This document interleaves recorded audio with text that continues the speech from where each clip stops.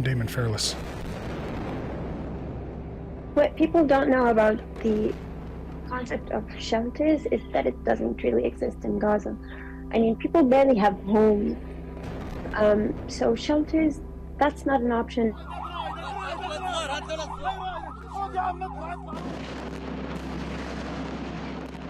Like, Gaza's worst fears at the moment is the sun setting, basically. Because once the sun sets and the night comes, things start to get, like, really aggressive, and aggressive is an understatement, to be honest. It's been 5 days since Israel declared war on Hamas, the militant organization responsible for Saturday's attack on Israel that killed at least 1,200 people, the majority of them civilians. The response from Israel was immediate. Since Sunday, Israel's been bombing buildings in Gaza, sometimes flattening entire blocks it says are linked to Hamas, which has governed the territory since it was elected in 2006. Authorities in Gaza say more than 1,100 people there have been killed. On Monday, Israel announced a full siege, cutting off all supplies including water, electricity, and food, all of which puts Gaza's civilian population in extreme danger. Parts of Gaza are some of the most densely populated areas on the planet, more than 2 million people crowded into a strip of land about 40 kilometers long and 10 kilometers wide. There are only 2 crossings through which people can leave, one into Egypt, which Israel has bombed, and one now completely closed into Israel. Living through all this are 3 people you're going to hear from today, starting with Najla Shawa. She works with Oxfam. We spoke with Najla back in 2021 as she was living through a different set of Israeli missile strikes following a Hamas attack. Najla, last time you were on the show, you told us about your daughters. Can I ask how are they doing? I guess the first day or 2 they were in total panic. The most terrifying, like, maybe points of time, like when we evacuated the night before last, and like just trying to basically carry them and put them in the cars in the middle of the night at like 1:30 a.m. where we had to literally like just run. So what happened when you had to evacuate? What happened exactly? We had the neighbors screaming from the building across from us, and later, so we saw people, like we heard people in the streets screaming, and then we had a microphone saying, just leave the building now, evacuate, and then everyone was just on the street. So we were 22 people at the time, because friends and relatives were left their areas and came to our area. We were so many people, and it was so hard to coordinate and like put everyone like, you know, in the car and just, where are we going? And are we just going to drive in the middle of the night, in the middle of the bombing? So we ended up like splitting. We ended up going to a restaurant with a neighbor who owns that place. So he's like, just go, you know, let's just drive away from the area. And then we went to that place. My daughters were barefoot, you know, we didn't have a second to do anything, just trying just to put them in the car and take our kind of documentation, you know, our bag of documents. And we stayed until 7. We came back, and then we found a lot of windows broken, so they're still broken. Of course, there's no way to fix them. So yeah. This is you went back to your home, and the windows are blown out? Yeah.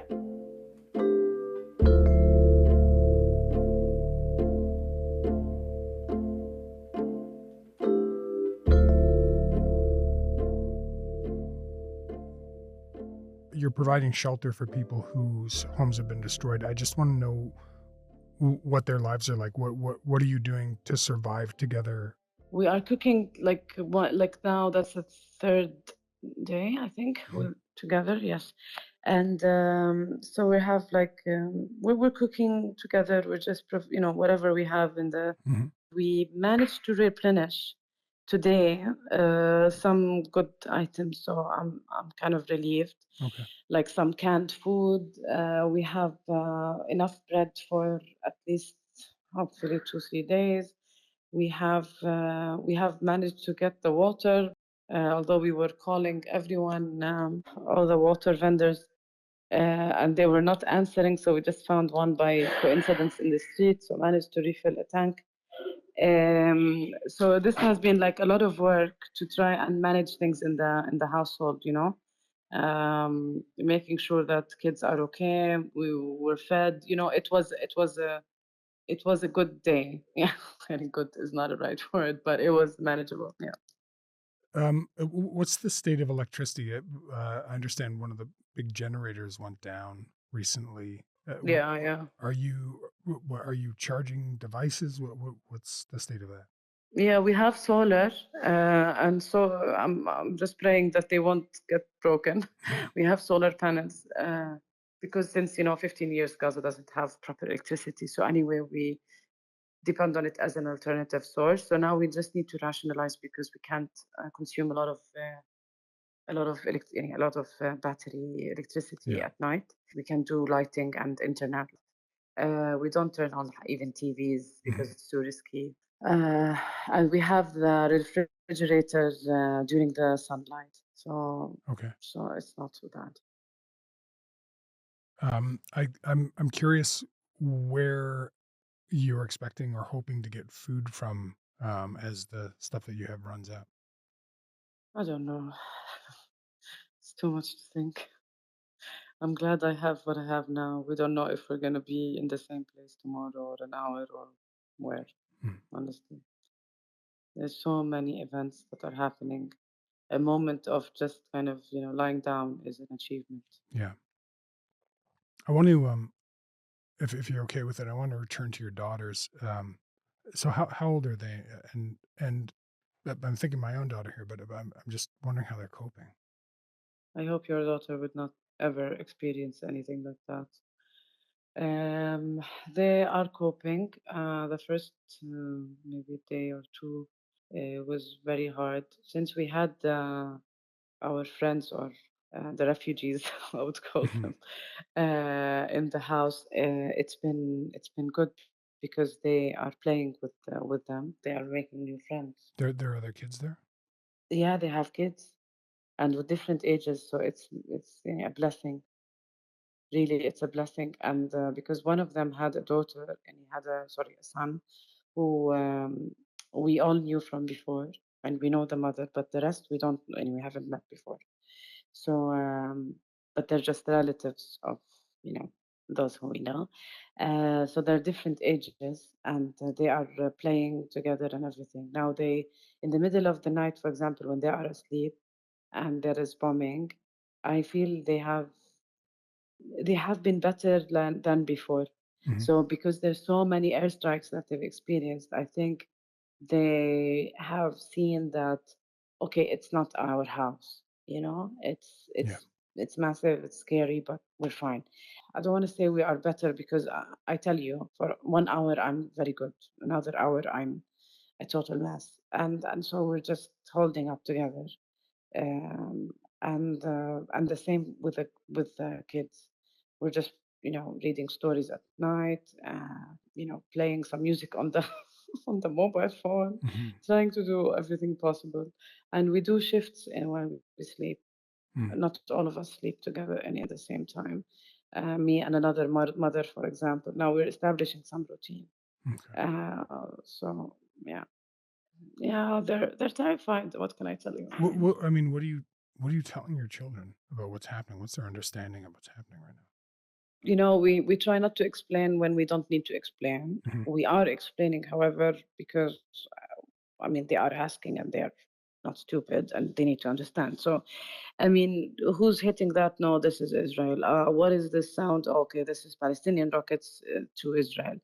And of course, as naturally they're living under occupation, and everything we say is like, Mama, why can't we travel? Mama, why don't we do this?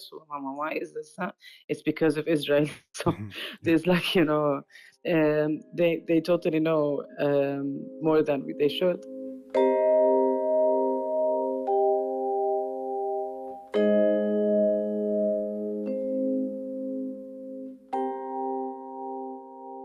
might be an impossible question to answer, and in fact, I feel a little awkward asking you this. But have you talked as a family about what to do next? Is there any even medium term planning you can do? My husband is, by the way, a U.S. citizen, Is he? Yeah. and he's not, yeah, and he's not been, given the option. Of course, he's in Gaza. Right. Given the option, I mean, to leave. Right. Of Oh, yeah. course. So yeah, but anyway, I was asking him, he's like, oh, by the way, did the embassy call you? I was like, no, it was just what, some count or something, but there's no a message, some caution or don't go here or don't go A there. warning Something. of some sort. Yeah. It's not like evacuation. So anyway, and it's like, even if they do, we're not leaving. It's like, I know you're not. I know we're not leaving. So we are both stubborn and we don't want to leave.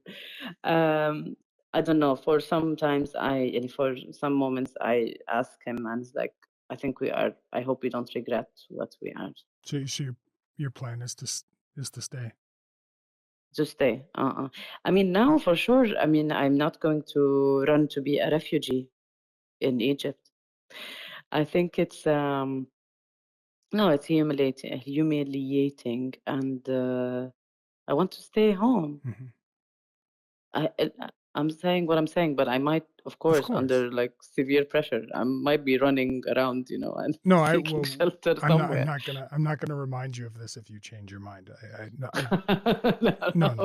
I understand. No, but you know what you mean. Yeah, Najla, I'm hoping we can stay in touch and get updates over the next little bit. Mostly, I hope you and your family continue to stay safe.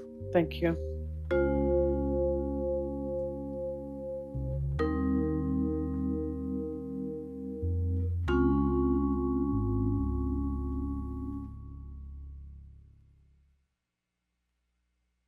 Najla talked a lot about how hard it is to get access to basic needs right now because of the blockade.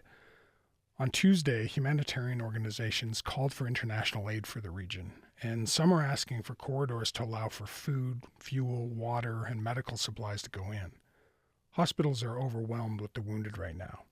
Mohammed Abu Mugaisib works with Doctors Without Borders in Gaza. He's been scrambling to get dwindling supplies to hospitals where families are waiting in long lines for their loved ones to receive emergency surgeries and where exhausted hospital staff are working around the clock.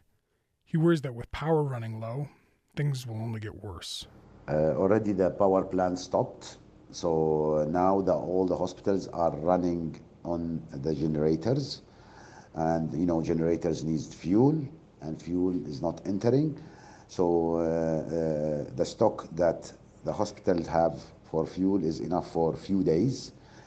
For example, the main hospital in Gaza, which is the biggest Shifa hospital, the fuel will be enough for 3 to 4 days only. I don't want to imagine what will happen. I think the health system will collapse. I mean, every department will collapse. I mean, you have the surgery, intensive care units, the neonatology department, babies are in incubators. I mean, it's a disaster. It's really will be a medical disaster. Mohammed has been in Gaza working with Doctors Without Borders for over 20 years. He says the intensity of the latest airstrikes is worse than anything he's seen before. I mean, I cannot compare it really with the work is really challenging here, full of risk. There is no security. Movement is not secured. Bombarding every 10 minutes, imagine. In addition that, you need as well to protect your family. I mean, if I say to you, no, I'm not worried. No, I'm totally worried about my life, about my family. I'm actually sheltering and using MSF office where I'm staying with my family here. We are stressed, of course, and the stress. So I think all of it will be a record in my brain about all of this will be, again, flashbacks coming, and I think all the scenes are very difficult. I mean, bombing the ambulances, the people who are displaced from their homes. You just stand on the street and you can see hundreds of people walking with their bags, kids. They are moving from neighborhood to another neighborhood for safety. This will stay in my memory.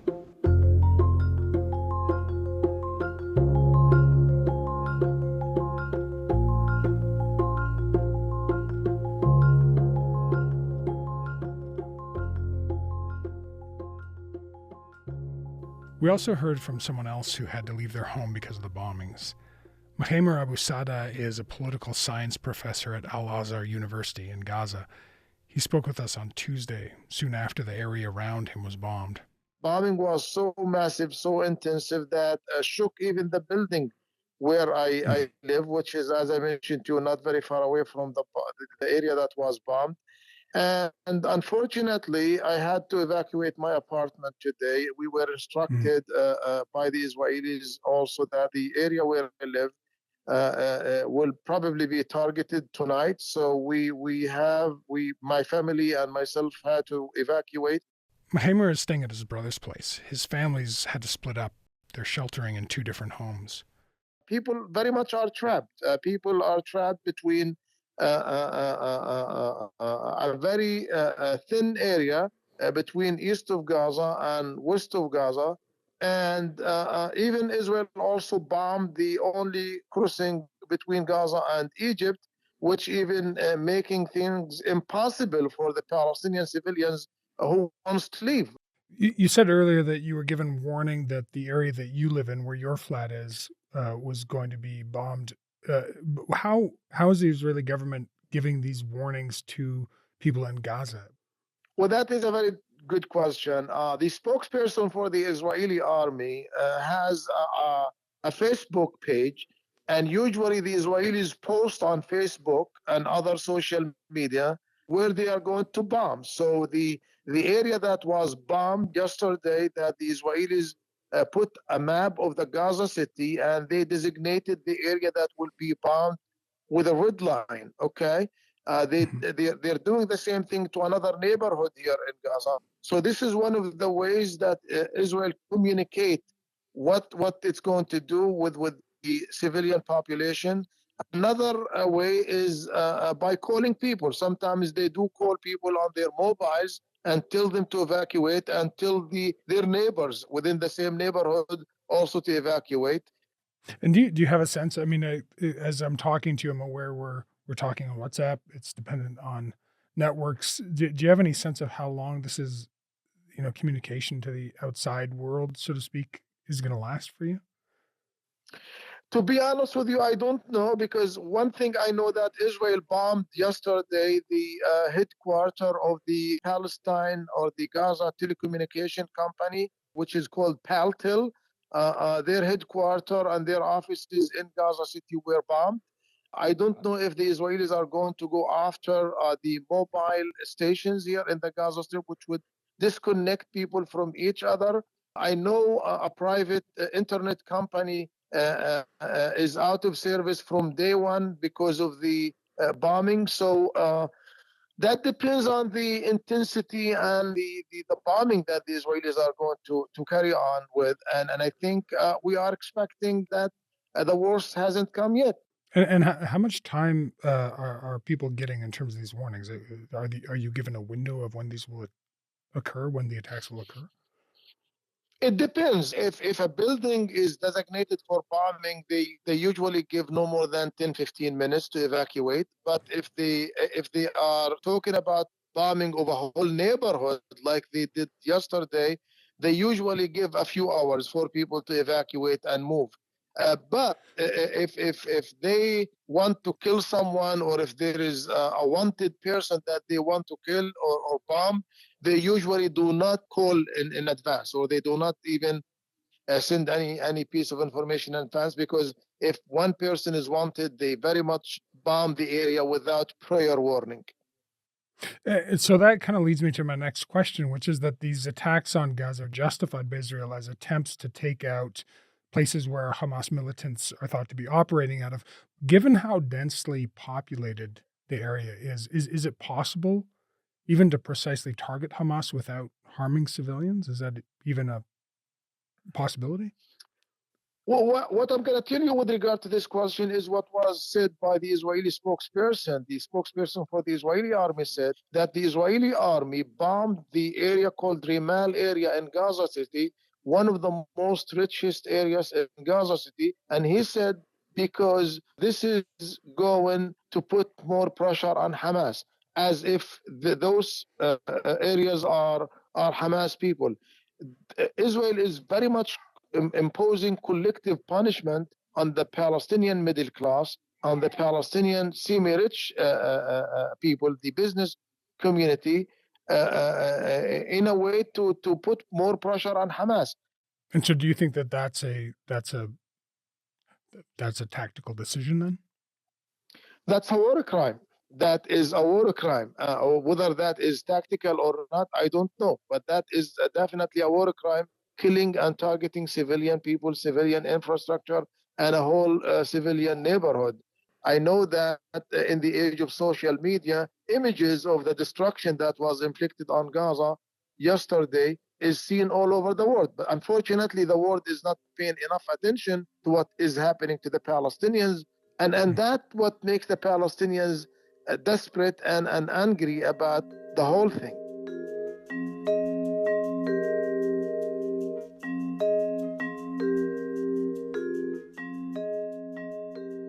So no doubt many groups, including people at the UN, will be investigating what constitutes a war crime on both sides as this situation continues. I was looking briefly before we talked, I was looking quickly at your CV online, and I saw in your work, in your professional work, you're someone who you've followed and written about Hamas in your work. So did the attack that came out on Saturday in Israel, did that come as a surprise to you? In its intensity, yes. We have always thought that Hamas might go and kidnap Israeli soldiers like they did back in 2006 when they dig the tunnel under the border between Gaza and Israel and ambushed an Israeli military base and took one soldier as a hostage, and they held him for 5 years in Gaza. And they exchange him later for about more than 1,000 Palestinian prisoners. We have always thought something like that is going to happen. But what we saw on Saturday morning is just unbelievable, unimaginable. It did not cross my mind for a second. Amir, you've got a very difficult next few days, weeks ahead of you. What's your plan for the next few days? Well, I hope that there is someone sober and rational in the international community who will intervene and impose a ceasefire on both sides, on Israel and Hamas, and restore calm between both parties. That would be my optimal dream. I mean, I definitely I don't want this bloodshed to continue. But it seems to me that, unfortunately, yes, this conflict is just going to rage on and on from both sides, and we're hoping for the best. Now, whether I will be able to make it, whether my family will be able to survive it, I don't even know whether we're going to survive it until tomorrow or not. Bad things are happening here, my friend.